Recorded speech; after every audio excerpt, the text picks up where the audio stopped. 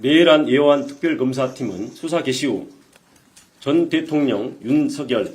전 국무총리 겸 대통령 권한대행 한덕수, 전 경제부총리 겸 대통령 권한대행 최상목, 전 행정안전부 장관 이상민, 전 법무부 장관 박성재, 전 국방부 장관 김용현,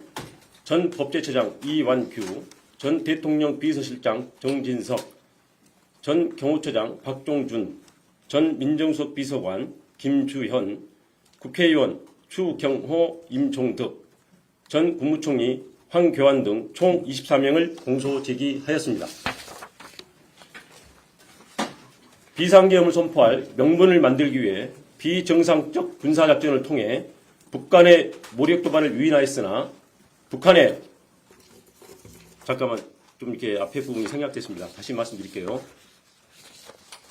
수사한 결과 윤석열 등은 2023년 10월 전부터 비상계엄을 준비하였고 군을 통해 무력으로 정치활동 및 국회 기능을 정지시키고 국회를 대체할 비상입법기구를 통해 입법권과 사법권을 장악한 후 반대 세력을 제거하고 권력을 독점 유지할 목적으로 비상계엄을 선포한 사실을 확인하였습니다. 비상계엄을 선포할 명분을 만들기 위해 비정상적 군사작전을 통해 북한의 무력 도발을 유인하였으나 북한이 군사적으로 대응하지 않아 실패하였고 이에 윤석열, 김용현, 노상원, 여인영 등은 국회에서 이루어지는 정치활동을 내란을 획책하는 반국가 행위, 반국가 세력으로 몰아 비상계엄을 선포하였습니다. 우리는 역사적 경험을 통해 권력을 가진 자의 측리 쿠데타는 내세웠던 명분은 허울뿐이고 목적은 오로지 권력의 독점과 유죄성을 잘 알고 있습니다. 윤석열은 취임과 함께 대통령실을 용산 군기지 내 합동참모본부 청사 바로 옆 국방부 청사로 대통령 관저를 한남동으로 이전하였습니다. 그 결과 대통령이 군 지휘부와 함께 군기지 내에 위치하게 되었고 대통령과 경호처장 지척에 국방부 장관과 합참의장 공간 등 주요 군 지휘부의 공간이 이치함에 따라 대통령과 군이 밀착되는 여건이 조성되었습니다. 특검은 김용현과 수시로 만나면서 계엄을 준비한 전 정보사령관 노상원으로부터 입수한 수첩과 방첩사령관 여인영의 휴대폰 메모 등 객관적 물적 자료와 관련자들의 진술을 통해 2024년 4월 제22대 총선 훨씬 전부터 윤석열은 김용현과 김용현은 노상원 그리고 여인영과 비상계엄을 순차 모의하고 준비해온 사실을 확인하였습니다. 김용현과 노상원은 2023년 10월 군 인사를 앞두고 육군참모총장, 방첩사령관, 지상작전사령관 등 군 인사 방안과 비상계엄 시 진압군이 될 수 있는 구사단과 34단에 대하여 논의하였고 2023년 10월 이후 그들의 논의한 대로 육군참모총장 박안수, 방첩사령관 여인영, 구사단과 34단을 관할하는 지성작전사령관이 보임되었습니다. 윤석열과 김용현 등은 그 이후 비상계엄 시기를 총선 후로 확정한 후 총선 결과에 상관없이 비상계엄을 결행하되 그 방법을 어찌할 것인가 등을 논의하였고 2024년 3월경부터 안가와 관저 등에서 만찬 등을 통해 비상계엄에 동원할 방첩사령관 여인영, 수방사령관 이진우, 특전사령관 곽종건 등 군사령관들을 상대로 우호적이지 않게 전개되고 있는 정치 상황을 종북 좌파 등에 의한 국가적 이의 상황으로 인식하도록 유인하면서 군이 나서야 된다는 등 비상계엄 필요성에 대한 인식을 공유시키고 비상계엄에 대한 윤석열의 의지를 규지시켰습니다. 그 과정에서 윤석열과 김용현은 2023년 7월 나토 정상회의 참석을 마치고 들린 화해에서 동행한 강호필 합참차장에게 한동훈은 빨갱이다. 군이 참여를 해야 되는 것 아니냐며 한동훈에 대한 적개심과 비상계엄의 필요성을 말하였고 이에 강호필이 국방장관 신원식 합참의장 김명수에게 윤석열의 발언을 보도하자 신원식은 김용현에게 계엄 반대 사를 강하게 표명하였고 윤석열은 국방장관을 신원식에서 김용현으로 전격 교체하였습니다. 국방장관이 교체되자 야당은 비상계엄 선포를 강하게 제기하였고 대통령실, 김용현, 국무총리 한덕수는 거짓 선동, 정치 선동, 있어서도 안 되고 있을 수 없다며 비상계엄 가능성을 일축하였습니다. 그러나 김용현과 함께 비상계엄을 준비한 노상원은 2024년 9월 9일 정보사 관계자를 직접 접촉하여 특수요원 중 사격자라고 폭파 잘하는 요원 7, 8명 선발을 요청하는 등 인력 자출을 시작하였습니다. 그리고 적 행동이 먼저인 전시 또는 경찰력으로 통제 불가 상황이 와야 함, 단기간에 효과를 볼 수 있는 천재 이루의 기회를 찾아서 공략,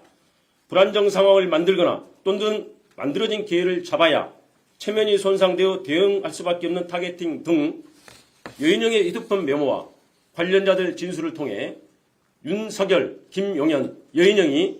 비상계엄 선포의 명분을 만들기 위해 북한의 무력 도발을 위할 목적으로 2024년 10월부터 다양한 비정상적 군사작전을 실행한 사실을 확인할 수 있습니다. 그러나 합참의 소극적 태도, 우크라이나 파병 등으로 북한이 무력 대응에 응하지 않아 비상계엄 명분 확보에 성공하지 못하였고, 이에 윤석열 등은 당시 정치 상황을 활용하여 행정과 사법 기능 마비 등 계엄 선포 사유가 없음에도 야당의 입법 및 공직자 탄핵과 예산 편성을 행정과 사법 기능을 마비시키는 내란에 해당하는 반국가 행위로 몰아 반국가 세력을 신속히 척결한다는 명분으로 2024년 12월 3일 심야에 비상계엄을 선포한 것입니다. 김용현과 비상계엄을 준비한 노상원의 수첩에 차기 대선에 대비 모든 좌파 세력 붕괴, 행사 후 국회 정치개혁, 민심관리 1년 정도, 헌법 개정, 국가안전관리법 제정, 선거구 조정, 선거법 박탈, 최상목 지시 문건에 국회에 전입되는 예산 차단, 국가 비상 입법기구 예산 편성, 이상민, 조지호, 김봉식 지시 문건에 5개 언론사 단전 단수, 민주당사 봉쇄, 여인영 메모에 정치인 체포 명단, 체포조 운영을 통해서 윤석열 등은 무력으로 정치활동 및 국회의 기능을 정지시키고 국회를 대체할 국가 비상 입법기구를 통해 입법권과 사법권을 장악한 후 반대 세력을 제거하고 권력을 독점 유지할 목적으로 비상계엄을 선포했음을 확인할 수 있습니다. 검찰총장 재직 시 집권당과 대립하다가 검찰총장직에서 물러나 2021년 6월 29일 대통령 출마 선언을 하면서 집권당을 거대 의석을 가지고 자유와 법치를 부정하는 세력으로 규정한 윤석열은 2022년 11월 25일 국민의힘 지도부와 하는 만찬 자리에서 비상대권이 있다, 총살당하는 한이 있더라도 싹 쓸어버리겠다 라며 정치적 반대 세력에 대한 적대감을 드러낸 사실이 있고, 2024년 7월 강호필 합참차장에게 자신이 법무부 장관으로 임명하였던 국민의힘 당대표 한동훈을 빨갱이다 라고 말하고, 2024년 10월 1일 군사령관들과의 만찬 자리에서는 한동훈을 잡아오라, 총으로 쏴 죽이겠다 라고 말하였으며 마음에 들지 않는 법관을 체포하려 하였습니다.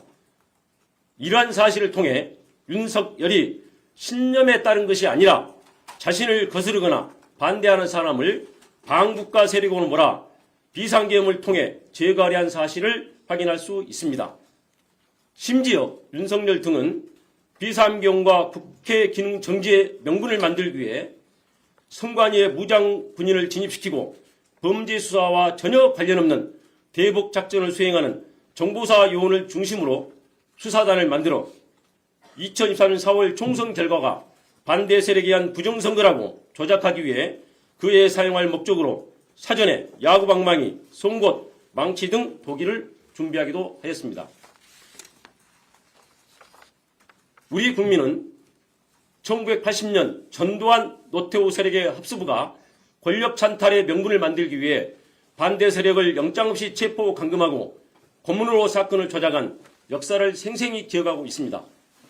결국 윤석열은 2024년 4월 총선 전부터 비상계엄을 준비하고 북한의 무력 도발을 유인하여 비상계엄을 선포하려고 하였으나 실패하였고, 군을 통해 무력으로 입법권과 사법권을 장악한 후 정책 반대 세력을 제거하고 권력을 독점 유지할 목적으로 2024년 12월 전후의 정치 상황을 국정마비로 내세워 비상계엄을 선포한 것입니다. 이상입니다.